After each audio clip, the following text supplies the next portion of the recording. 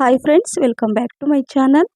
ಈ ರೀತಿ ಪಲಾವ್ ಮಾಡಿದರೆ ರಿಯಲಿ ಫ್ರೆಂಡ್ಸ್ ದಿನ ಇದೇ ಬೇಕು ಅಂತ ಹೇಳೋದಂತೂ ಗ್ಯಾರಂಟಿ. ಯಾಕಂದರೆ ಈ ವೈಟ್ ಪಲಾವ್ ತುಂಬಾ ರುಚಿಯಾಗಿರುತ್ತೆ. ಮಕ್ಕಳ ಬ್ರೇಕ್ಫಾಸ್ಟ್ ಲಂಚ್ ಬಾಕ್ಸಿಗಂತೂ ಪರ್ಫೆಕ್ಟ್ ರೆಸಿಪಿ ಅಂತ ಹೇಳ್ಬೋದು.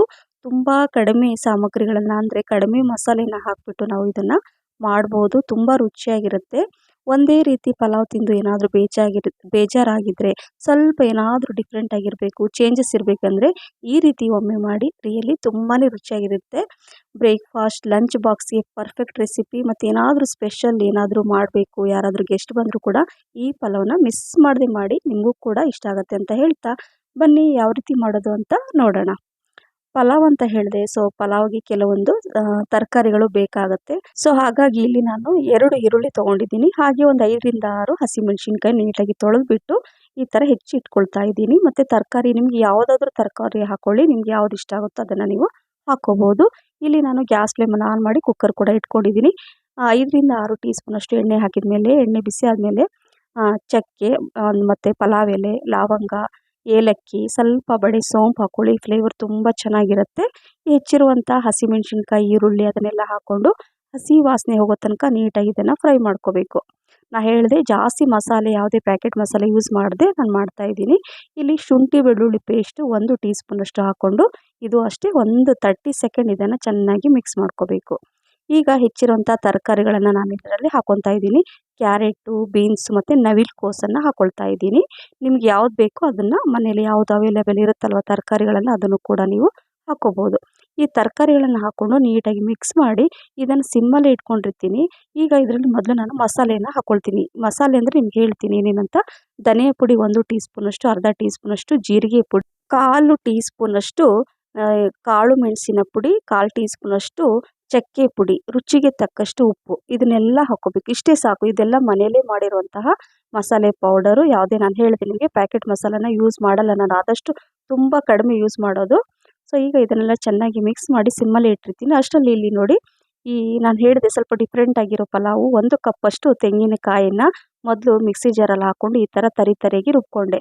ನಂತರ ಇಲ್ಲಿ 1 ಗ್ಲಾಸಷ್ಟು ನೀರನ್ನು ಹಾಕ್ಕೊಂಡು ಚೆನ್ನಾಗಿ ಅದನ್ನು ರುಬ್ಕೋಬೇಕು. ಯಾಕೆ ಅಂದರೆ ತೆಂಗಿನಕಾಯಿ ಹಾಲನ್ನು ನಾನು ತೆಗಿತಾ ಇದ್ದೀನಿ. ಇವತ್ತು ತೆಂಗಿನಕಾಯಿ ಹಾಲಿನಿಂದ ಈ ಪಲಾವನ್ನು ಮಾಡ್ತಾ ಇದ್ದೀನಿ. ಹಾಗಾಗಿ ಈ ವೈಟ್ ಪಲಾವ್ ತುಂಬ ರುಚಿಯಾಗಿರುತ್ತೆ. ಸೊ ನೋಡಿ, ಈ ರೀತಿಯಾಗಿ ನಾನು ತೆಂಗಿನಕಾಯಿ ಹಾಲನ್ನು ಈ ಒಂದು ಜರಡಿ ಸಹಾಯದಿಂದ ಈ ಥರ ತೆಗಿತಾ ಇದ್ದೀನಿ. ಎಲ್ಲ ನೀಟಾಗಿ ಸ್ವಲ್ಪ ಅರ್ಧ ಗ್ಲಾಸಷ್ಟು ಮತ್ತೆ ನೀರು ಹಾಕ್ಕೊಂಡು ಚೆನ್ನಾಗಿ ಈ ಥರ ನಾನು ತೋರಿಸ್ತಾ ಇದ್ದೀನಲ್ವ, ಇದೇ ರೀತಿಯಾಗಿ ತೆಗೆದಿಟ್ಕೋಬೇಕಾಗತ್ತೆ.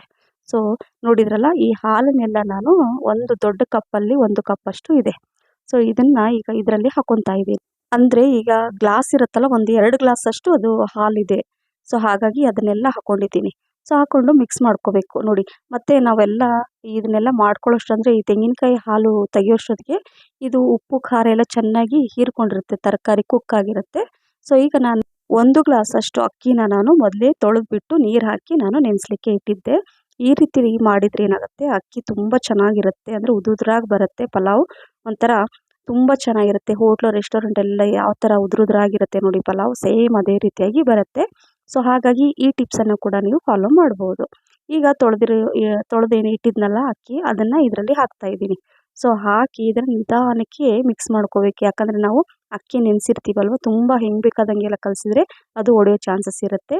ಮಿಕ್ಸ್ ಮಾಡಿದ ಮೇಲೆ ಈಗ ಜಸ್ಟ್ ಒಂದು ಕುದಿ ಬರ್ತಾ ಇರುತ್ತಲ್ವ, ಸೊ ಆವಾಗ ಕುಕ್ಕರ್ ಲಿಡ್ಡನ್ನು ಕ್ಲೋಸ್ ಮಾಡಿ ಜಸ್ಟ್ 1 ವಿಸಲ್ ಆದರೆ ಸಾಕು. ನೀವು ಅಕ್ಕಿ ನೆನೆಸಿಲ್ಲ ಅಂದರೆ 2 ವಿಸಲ್ ಮಾಡ್ಕೋಬಹುದು. ಸೊ ಈಗ 1 ವಿಸಲ್ಗೆ ನಾನು ಗ್ಯಾಸ್ ಫ್ಲೇಮನ್ನು ಆಫ್ ಮಾಡಿ 5 ಮಿನಿಟ್ಸ್ ಅಂದರೆ 5 ನಿಮಿಷ ಬಿಟ್ಟು ಕುಕ್ಕರ್ ಲಿಡ್ಡನ್ನು ಓಪನ್ ಮಾಡಿ ತೋರಿಸ್ತಾ ಇದ್ದೀನಿ ನೋಡಿ. ಪರ್ಫೆಕ್ಟಾಗಿ ಬಂದಿದೆ ಈ ವೈಟ್ ಪಲಾವ್. ತೆಂಗಿನಕಾಯಿ ಹಾಲಿನ ವೈಟ್ ಪಲಾವ್ ರೆಡಿ ಆಯಿತು. ತುಂಬ ಚೆನ್ನಾಗಿ ಕಾಣಿಸ್ತಾ ಇದೆ ನೋಡಲಿಕ್ಕೆ. ರುಚಿ ಮಾತ್ರ ರಿಯಲಿ ಫ್ರೆಂಡ್ಸ್ ತುಂಬಾ ರುಚಿಯಾಗಿರುತ್ತೆ. ತುಂಬ ಕಡಿಮೆ ಸಾಮಗ್ರಿಯನ್ನು, ತುಂಬ ಕಡಿಮೆ ಮಸಾಲೆ ಪದಾರ್ಥನ ಹಾಕಿ ಈ ರೆಸಿಪಿನ ಮಾಡಿ ಬ್ರೇಕ್ಫಾಸ್ಟ್ ಲಂಚ್ ಬಾಕ್ಸಿಗಂತೂ ಪರ್ಫೆಕ್ಟ್ ರೆಸಿಪಿ. ಮಕ್ಕಳಿಗಂತೂ ತುಂಬಾ ಇಷ್ಟ ಆಗುತ್ತೆ. ನಾನು ಈ ಪಲಾವ್ ಮಾಡಿದ ಮೇಲೆ ಮಕ್ಕಳಿಗಂತೂ ತುಂಬಾ ಇಷ್ಟ ಆಯಿತು. ಮತ್ತು ಇದೇ ರೀತಿ ಮಾಡು ಅಂತ ಕೂಡ ಹೇಳಿದರು. ಸೊ ಹಾಗಾಗಿ ಮನೇಲಿ ಹೇಗೂ ತೆಂಗಿನಕಾಯಿ ಇರುತ್ತಲ್ವ, ಸೊ ಆವಾಗವಾಗ ಸ್ವಲ್ಪ ಡಿಫ್ರೆಂಟಾಗಿ ಈ ಪಲಾವ್ ಮಾಡಿ ನೋಡಿ. ಈ ರೀತಿ ಮಾಡಿ ನಾನೀಗ ಬೆಳಗ್ಗೆ ಮಕ್ಕಳಿಗೆ ಬ್ರೇಕ್ಫಾಸ್ಟಿಗೆ ಕೊಟ್ಟೆ, ಹಾಗೆ ಲಂಚ್ ಬಾಕ್ಸಿಗೆ ಕೂಡ ಈ ರೀತಿ ಮಾಡಿಕೊಟ್ಟೆ. ಇದಕ್ಕೆ ಯಾವುದು ಮೊಸರು ಕೂಡ ಬೇಕಾಗಿರಲ್ಲ. ಮೊಸರು ಬಜ್ಜಿ ಕೂಡ ಬೇಕಾಗಿಲ್ಲ. ಇದನ್ನು ಹಾಗೆ ಕೂಡ ತಿನ್ಬೋದು, ತಣ್ಣಗಾದರೂ ಕೂಡ ಅಷ್ಟೇ ರುಚಿಯಾಗಿರುತ್ತೆ. ಸೊ ನಾನು ಲಂಚ್ ಬಾಕ್ಸಿಗೆ ಕೊಟ್ಟೆ. ನಾನು ಕೂಡ ಬ್ರೇಕ್ಫಾಸ್ಟಿಗೆ ಇದನ್ನೇ ತಿಂದೆ. ರಿಯಲಿ ನನಗೂ ಕೂಡ ತುಂಬಾ ಇಷ್ಟ ಆಯಿತು. ಸೊ ನಿಮಗೂ ಕೂಡ ಇಷ್ಟ ಆಗಿದೆ ಅಂತ ಅಂದ್ಕೊಂಡಿದ್ದೀನಿ ಫ್ರೆಂಡ್ಸ್. ಈ ರೆಸಿಪಿ ನಿಮ್ಗೆ ಇಷ್ಟ ಆಗಿದ್ರೆ ಲೈಕ್, ಶೇರ್, ಕಮೆಂಟ್ಸ್ ಮತ್ತು ಸಬ್ಸ್ಕ್ರೈಬ್ ಮಾಡಿ. ನಿಮ್ಮ ಫ್ರೆಂಡ್ಸ್ ಮತ್ತು ಫ್ಯಾಮಿಲಿ ಕೂಡ ಶೇರ್ ಮಾಡಿ. ಫೇಸ್ಬುಕ್ ಪೇಜ್ ಕೂಡ ಫಾಲೋ ಮಾಡಿ. Thank you for watching. Bye.